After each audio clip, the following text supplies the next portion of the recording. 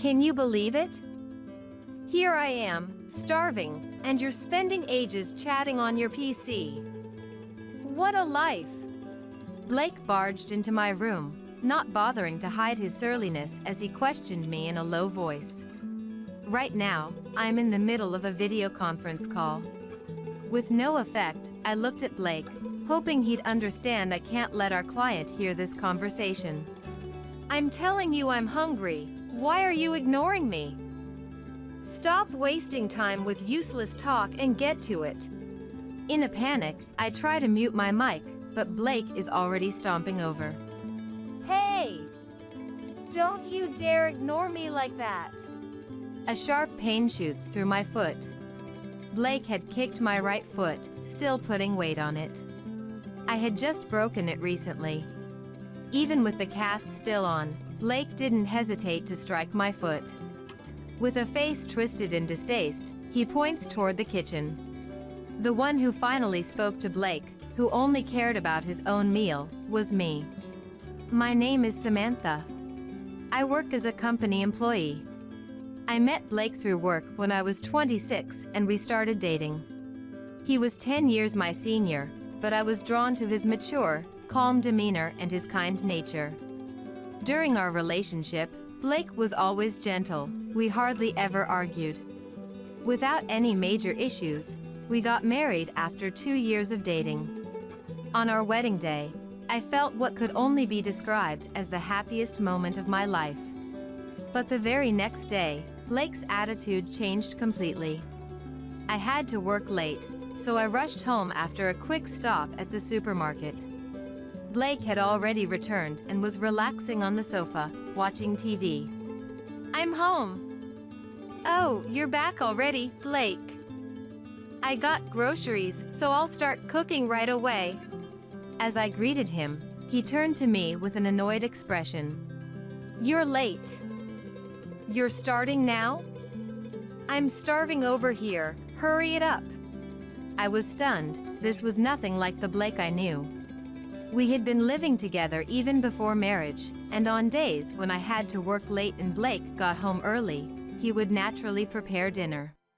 He always responded to my thanks with a gentle smile, saying, "It's only natural since we both work." But the man in front of me now was like a stranger. I remembered texting him earlier about working late. He had seen the message but didn't reply. Before, he would have responded with, "I can leave on time today, so I'll get dinner ready," or "I might be late too, should we order delivery or eat out?" Feeling doubtful about Blake's sudden change, I tried to ask him gently, keeping my emotions in check. Blake. You seem different today. Is something wrong?" At this, Blake made an obviously annoyed face and said something unbelievable. "Now that we're married, I don't need to be nice to you anymore." What? I was dumbfounded and couldn't comprehend his words. Seeing me like this, Blake burst out laughing. "That's right. I was nice before because we weren't married yet. But now that we're married, you're mine. From today, you're my slave. That's decided." "What are you talking about?" I was utterly shocked by Blake's words. "Oh, and you haven't done the laundry or cleaning yet. Of course, you should do all of that. And make dinner within 20 minutes. Hey, don't just stand there, get moving." Shouting this, Blake turned back to the TV, ignoring me completely.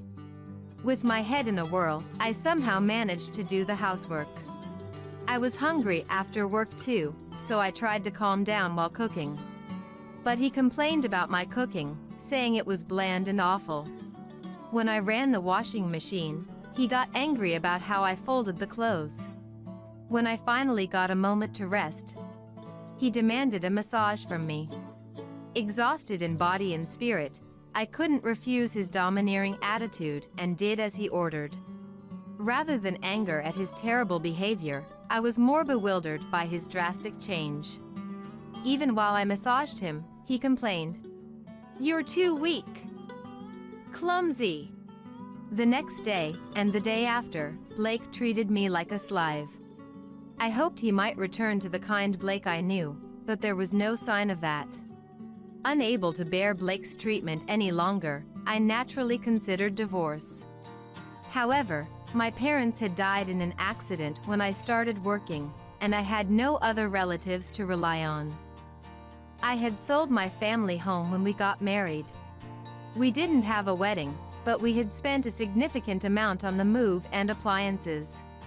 If I left right now, I'd have to live in a hotel until I found a place, and I had no idea how much it would cost. So, I decided to secretly prepare for divorce, planning to confront him once I had a new place to live. Even then, Blake continued to hurl abuse at me daily. No matter what I did, he yelled at me, always saying, "I'm getting an inferior wife, it's for your sake."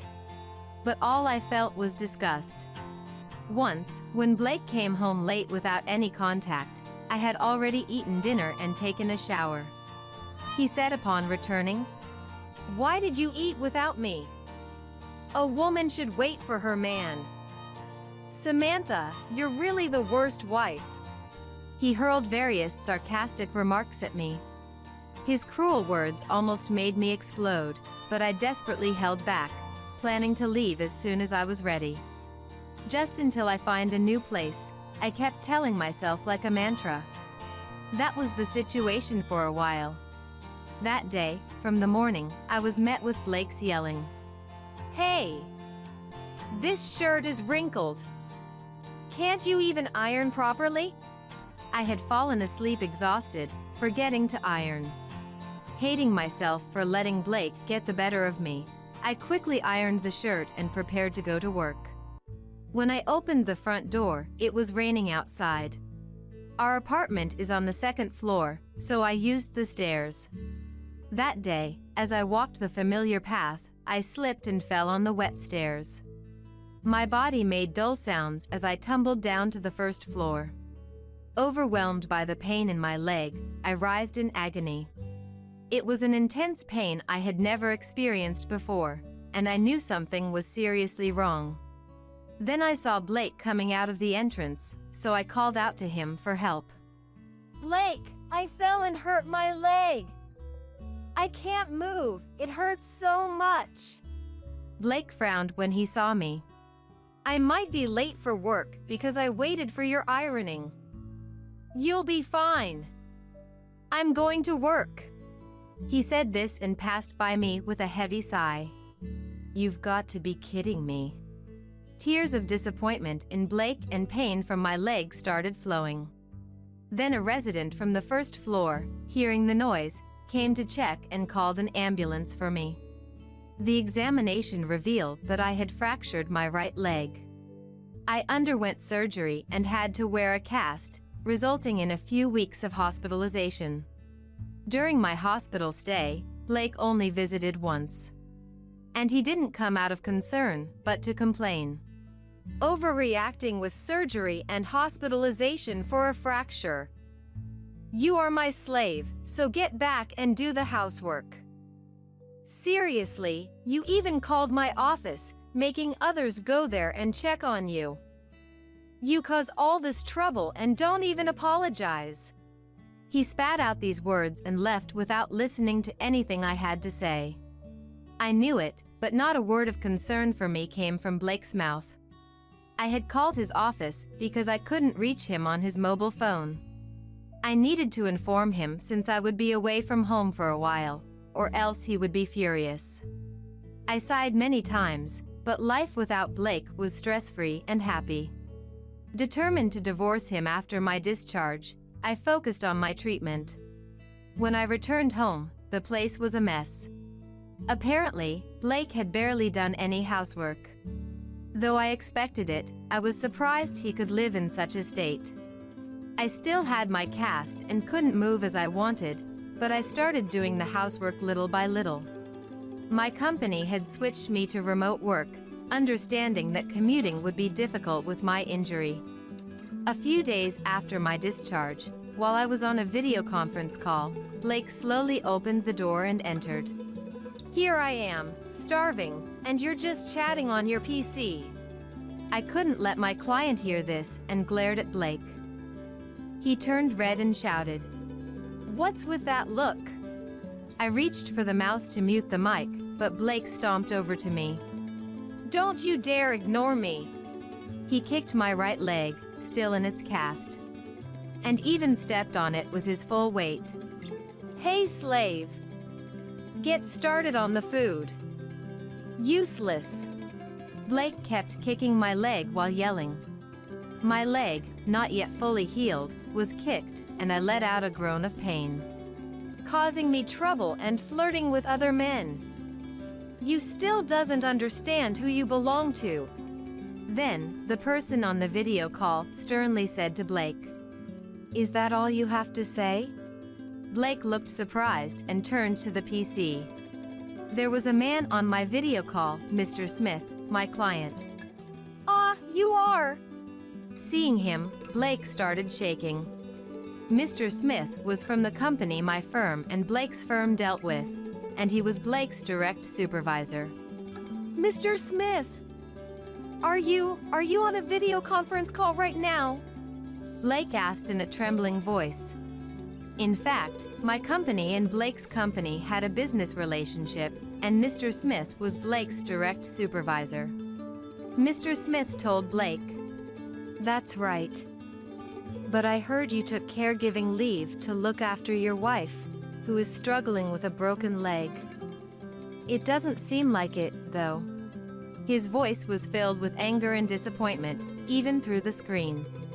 Yes, Blake had been off work for the past few days, claiming to care for me, but in reality, he was just sleeping at home. He didn't care for me or do any household chores, just lying around watching TV. No. I've been taking care of her. I just got a bit angry because Samantha was ignoring me and talking to another man." Blake, sweating, made a flimsy excuse, but Mr. Smith slowly shook his head. "Who would believe such an excuse? Even if we can't interfere with domestic affairs like how you treat Samantha, taking caregiving leave under false pretenses is unacceptable." Mr. Smith glared at Blake and told him to leave the room immediately as he was disturbing the meeting. Blake, his face pale, left the room as he was told he was a disturbance to the meeting. Mr. Smith and I agreed to have another video conference call on a different day. He strongly warned me about the possibility of Blake getting violent again, and I thanked him as the call ended. After the call, Blake, furious, accused me. "If my reputation suffers because of you, Samantha, I was just about to get a promotion. If I lose that opportunity, it's your fault. Don't drag me down, you slave." If it were the old me, I would have been terrified of Blake's demeanor and would have just apologized and waited for him to calm down. But the scene I had just witnessed gave me strength. Remembering how Blake trembled in front of Mr. Smith, I felt this was my chance. I let out a loud sigh, so Blake could hear, and said coldly, "Let's get a divorce." I had already found a new place and was planning to bring up divorce today or tomorrow anyway. Blake looked shocked for a moment, but then laughed mockingly. "Ha! Where will you go, Samantha? You have no parents or relatives to rely on. You have no choice but to live as my slave. Instead of joking around, go and explain to Mr. Smith that I'm not the bad guy. This is no joke. I can't live as your slave. I've been prepared for a divorce from you for a long time. I'm ready now. So, let's divorce." When I said this calmly, Blake realized I was serious and got angrier. "Don't joke around, Samantha. I will never allow a divorce. Do you think I was kind to you for 2 years for nothing?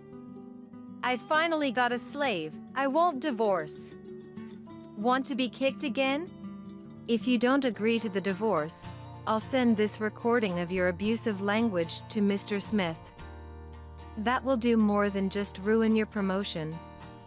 Your company is strict about compliance. What? You recorded me? Blake was shocked and wide-eyed. Yes. But I won't tell you where I hid the recording device. I don't want you to take it. It's pointless to try to force me to tell you. If you touch me now, I'll call the police immediately. After I firmly declared this, Blake thought for a while and then, as if giving up, blurted out. Fine. I don't want to be with a jinx like you. Let's divorce. Leave in a few days. I'll stay in a hotel, and when I come back, you better be gone. After saying this, Blake left the house. I sighed in relief, smiling. Good. I can finally get a divorce. In fact, saying I had recorded it was a lie. It was a spur-of-the-moment fib because Blake was more resistant to the divorce than I had anticipated. But the bluff worked, and I was able to get the divorce, which filled me with joy. I packed my things in the next few days, and after the cast was removed, I successfully contracted a new place. After filling out my part of the divorce papers, I left them on the table at home and moved out. Soon after, I received a text from Blake. I filed the divorce papers. Feels refreshing to be rid of a terrible woman like Samantha. Just so you know, don't send that recorded audio to Mr. Smith or anyone else. I didn't reply but blocked Blake and set my phone to reject his calls. And so, my short marriage with Blake came to an end. Blake probably just wanted a slave who would do everything he wanted. What does he think people are? He probably thought that, without parents, I would just obey him and not run away once we were married. During our relationship, I never noticed Blake's true nature. Sigh. If only I had realized before getting married. I was disgusted with my inability to judge men. I thought I'd had enough of romance for a while. 3 months had passed since my divorce from Blake was finalized. My leg had completely healed, and I was able to commute to work every day. That day, as usual, I finished my work and left the office. Then, a short walk from the office, someone called out, "Samantha." Surprised, I turned around to see a man with a pale face. Blake. It took a moment to recognize him, but it was unmistakably Blake. He used to be healthy-looking, slightly overweight, but now he was emaciated. Regardless of his appearance, I didn't want to see Blake again, so I felt disgusted that he had ambushed me. Did you ambush me? Please stop, it's annoying. But you won't answer my texts or calls. I had no choice but to wait here. I don't even know where you live now. I just wanted to see you so badly. Blake's voice was different from before, lacking energy and sounding weak. So, what do you want? You must have an important reason to see me like this. I have nothing to do with you, though. To my cold question, Blake, his face contorting as if he might cry, said, "Help me." Huh? Why should I help you? No, thank you. I said that and tried to leave, but Blake desperately tried to stop me. Please, just listen to me, he pleaded. I had no intention of listening and walked away, but Blake started talking on his own. You know, after we divorced, I remarried a young woman named Madison. Apparently, after our divorce, Blake's promotion fell through, and he met Madison, a woman in her 20s, while drinking at a pub. Madison was incredibly cute, and they quickly started dating and got married within a month. But after we married, Madison changed. She became extremely possessive and emotionally unstable. If I try to instruct her, she cries hysterically. I can't handle her. Blake, with a vacant look in his eyes, continued. To that, I couldn't help but smile and say, "Oh, changing after marriage, just like you. A match made in heaven." I'm glad you found a suitable wife. It's not good at all. She's constantly texting and calling me, even at work. If I don't reply or answer, she cries and gets angry, and then suspects me of cheating. She even showed up at my workplace. Even as he spoke, Blake's mobile phone kept ringing. You know, I thought Madison would be just like you, always obedient. Madison also said she was estranged from her parents. But what a mistake! I can't live with such a hysterical woman. Blake intended to make Madison his slave too. I felt nothing but contempt for Blake's incorrigible nature. Blake, your way of thinking is despicable. What do you think women are? You've gotten your just deserts. That's karma for you. Is that all? I'm leaving now. Wait a minute. I realize now that I prefer an obedient woman like you. Let's get back together. I can't live without you, Samantha. Anger rose in me at Blake's delusional words. Don't be ridiculous. I stayed with you only while I prepared for a new place and moving expenses. I just avoided provoking you to not get hit or suspected. I never considered myself your slave. Who would ever reconcile with someone like you? As I shouted this, a woman came running towards us saying, Found you! Blake's face froze upon seeing her. Madison! It seemed this woman was the notorious Madison. She was indeed cute, but her eyes were bloodshot. Blake! Why aren't you answering my calls? I always tell you to answer immediately. She screamed in a shrill voice. How did you know I was here? Blake asked, trembling. I put a GPS in your mobile phone, so I always know where you are. Madison replied nonchalantly. When did you? Hey, when did you put a GPS in my phone? Ignoring Blake's pale-faced questioning, Madison glared at me. Who are you? What are you to Blake? As I hesitated about how to respond, Madison pressed Blake. Are you cheating? Are you cheating on me? Answer me. Blake looked at me pleadingly, but I had an idea. Actually, this man was hitting on me, and I was troubled. Blake looked shocked at my words, but it was a mild revenge for what he had done. What? Blake, what are you doing? Madison's anger intensified, and she menacingly approached Blake. Blake tried desperately to explain. No, it's a misunderstanding. I wasn't hitting on her. But Madison wouldn't listen. Madison snatched the mobile phone from Blake's jeans pocket and quickly reset it. All data was erased, and Blake, in a voice of despair, said, No way! That phone had all my contacts for work. You're the one at fault for hitting on her. No more allowance for you. Madison shouted, pulling a stunned Blake away from the scene. After that, Blake became famous at his company for frequent suspicion-filled calls from Madison and her occasional intrusion, being stopped by security. Tired from his marriage, his work performance suffered, and he was eventually demoted, as I heard from Mr. Smith, Blake's boss. Even in his new position, the frequent calls from Madison continued, making Blake's new environment uncomfortable. Meanwhile, I was approached about a promotion to section chief after a project I proposed at work received good feedback. Although I was tired of love, I was recently invited to dinner by the hospital director where I did my rehab. I don't know if it'll lead to a romance, but I want to carefully judge this time and seize my happiness. Thank you for always taking care of my husband. I wrote this with a bright red permanent marker on the back of my husband who was passed out drunk. He wouldn't think that I knew about his daily affairs with younger women, under the guise of working late.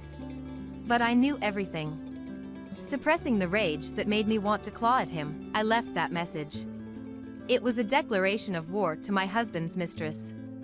My husband, Darren, and I, Anita, both 38, got married 3 years ago. Both working, I mostly handle the housework since I work from home.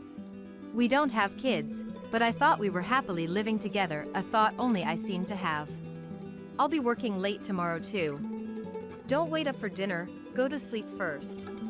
Darren, who started working late suddenly about 3 months ago. The frequency increased over time, and he started spending nights at the office twice a week. You've been working late a lot recently. You never used to. The economy's better, and we're busier. That's good, right? Yes, take care. I believed Darren's words and saw him off. But not only did Darren come home late, his attitude towards me grew colder. He used to invite me out on his days off, but now he barely spoke to me. How about we go out today? It's nice weather. I'm tired, maybe some other time. Then, let's watch a movie at home together. Not in the mood. I want some alone time, go away.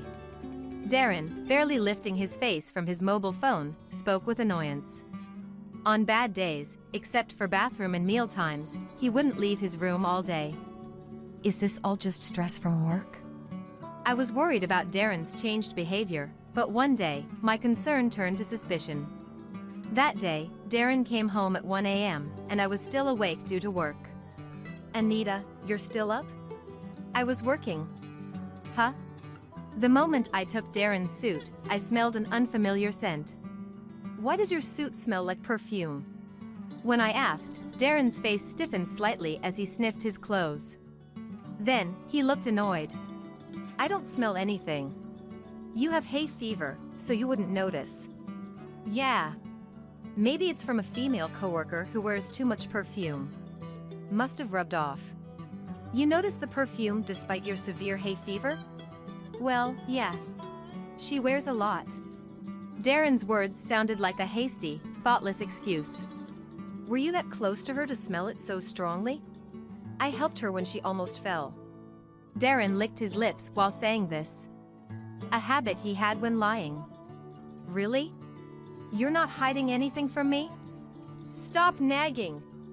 Don't snoop around like a controlling woman. When I pressed him, Darren glared and stormed out of the living room. Is he really cheating? The next day, Darren left for work without breakfast and didn't return until after 9 p.m., ignoring all calls and messages from me. He only came back after midnight. Welcome home. I was worried. You didn't say you'd be working late today. I was swamped with work. I tried to contact you several times. At least reply to my messages. I told you I was busy. I'm going to sleep. Darren hastily retreated to the bedroom and slammed the door shut. Lately, even when going to bed, he turns his back to me, avoiding any contact. I just want to have a calm conversation. I approached the bedroom door and was about to knock. But then, I heard voices from inside and stopped. I just got home. I want to see you again, even though we just met. I want to see you too. When can you come next? Maybe I'll try to make it tomorrow too. I love you. Listening closely, I realized Darren was on a speakerphone call with a woman. He barely talks to me. Unable to hold back, I knocked and tried to listen through the door. Who are you calling at this hour? Why hide it? What are you doing, Anita? Angered, Darren swung the door open forcefully, knocking me down as I stood close by. It hurts. What are you doing? Anita, how dare you eavesdrop on my call? What a nerve! I was just curious who you were talking to at this time. I was discussing work with a colleague. But it didn't sound like that. Shut up. Always saying presumptuous things.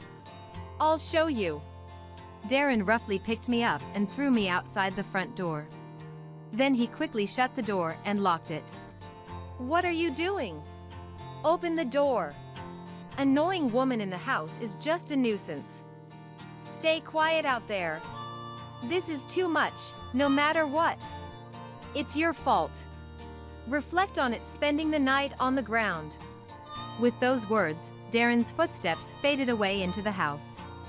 Thrown out empty-handed, I couldn't even contact the apartment management. I had no choice but to spend the night at the entrance. The next morning, Darren came out before going to work and tossed the keys at me roughly.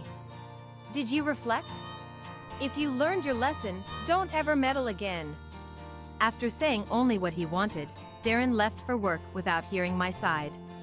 To be treated this badly. I can't stay silent. I'll gather evidence. A few days later, I decided to stake out his office as he claimed to be working late. Exiting the office at the regular time, Darren walked in the opposite direction of our home. Where is he going? Following him, he met up with a young, cute woman. I was shocked to see them walk arm in arm, boldly. I filmed them with my mobile phone as they entered a high-end French restaurant. When he dines with me, it's always at a family restaurant. The difference in treatment was both sad and frustrating.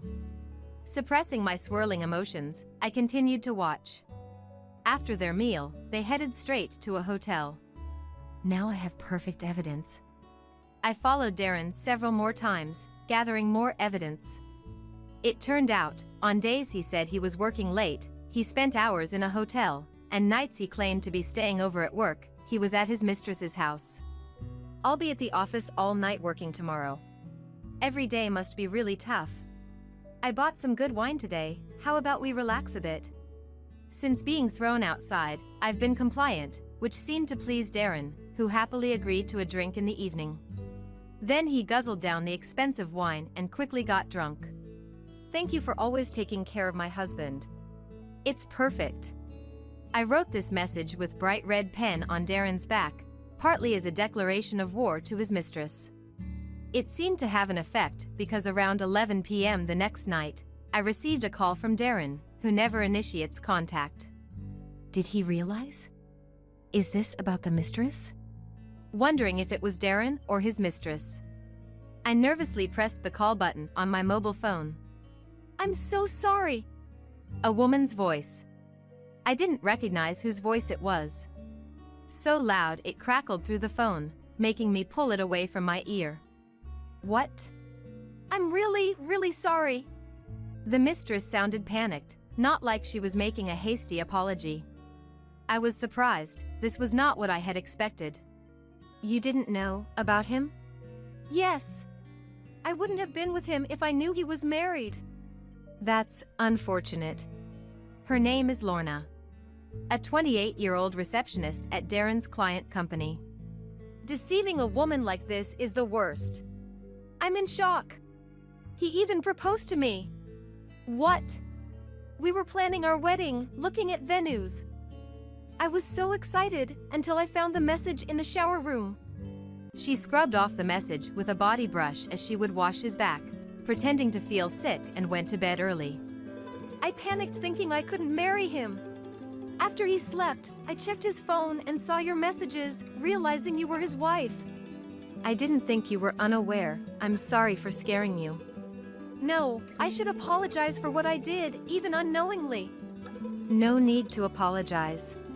You were promised marriage, you're a victim too. Betrayed by Darren, and to think he deceived such a genuine girl. I've never felt so disgusted with someone. In my heart, I decided to end my relationship with Darren. I'm going to divorce him. You should break up with him too. I want to, but I transferred about $10,000 to his account for our wedding expenses. Really? If our marriage was a lie, where's that money? Maybe he really planned to marry you? I don't want to marry such a terrible person.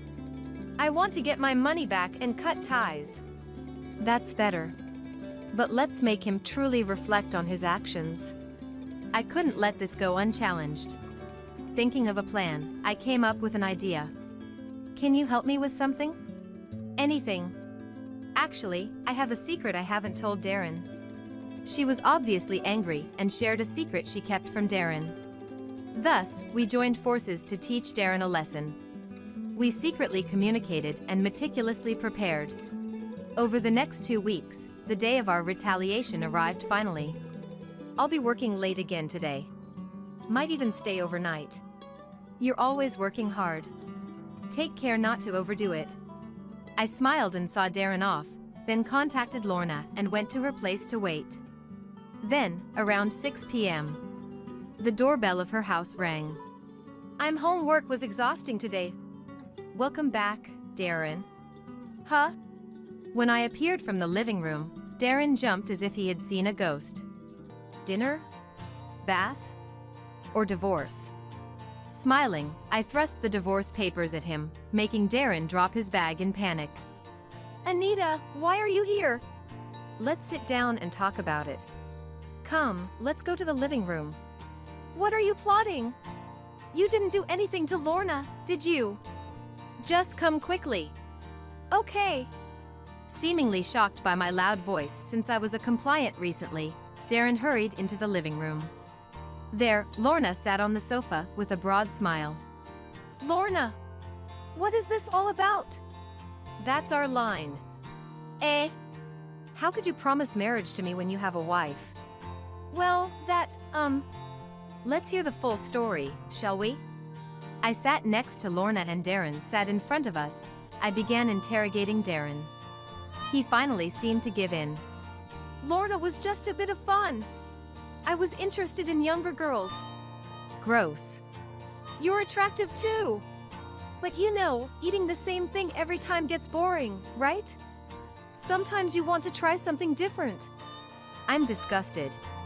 And why were you cold to me if that's the case? That's because I thought if I was cold to you, you'd be more devoted. I was too stunned by his reasoning to speak.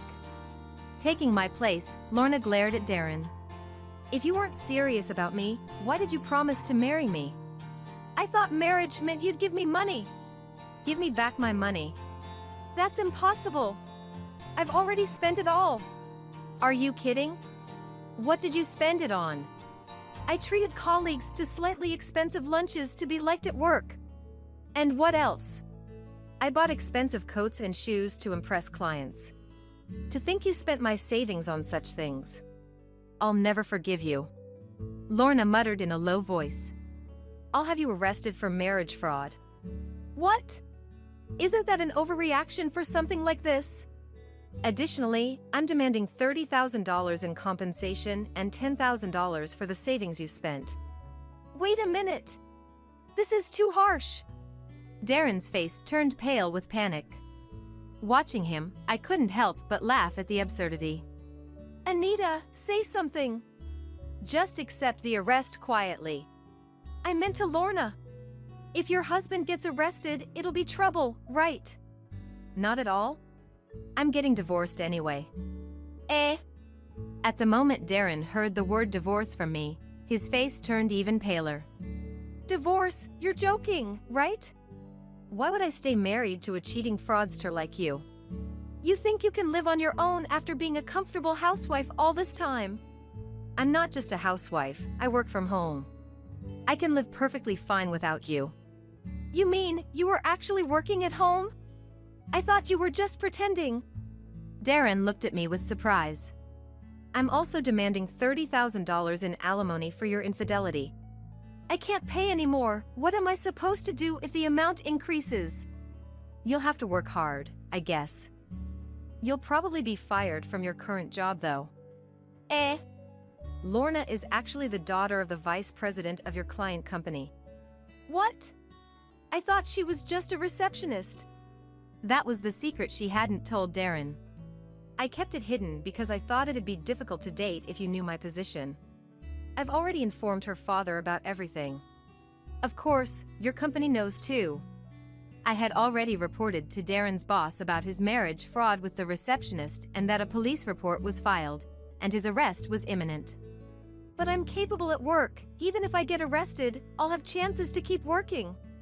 There's no way they'll keep you. As soon as the facts are confirmed, you'll be disciplined by the company. Almost certainly fired. That's impossible. Darren held his head, making a face as if to say I'm in despair. It was nauseating. Lorna, let's get married after I divorce Anita. Then it won't be fraud, right? I refuse. Anita, let's start over. We can overcome this and become a real couple. Your jokes should be only that silly face of yours. Lorna and I kicked out the pitifully clinging Darren from the house and celebrated with a high five. Later, Darren and I divorced, and I demanded the planned alimony. Darren was found guilty of marriage fraud from Lorna's report. She also claimed alimony in damages. After being fired and burdened with a huge debt, it's hard for a criminal to find employment. Even his parents disowned him, and he now lives and works at a quite terrible workplace. Lorna and I became friends. We occasionally enjoy drinks together and have fun.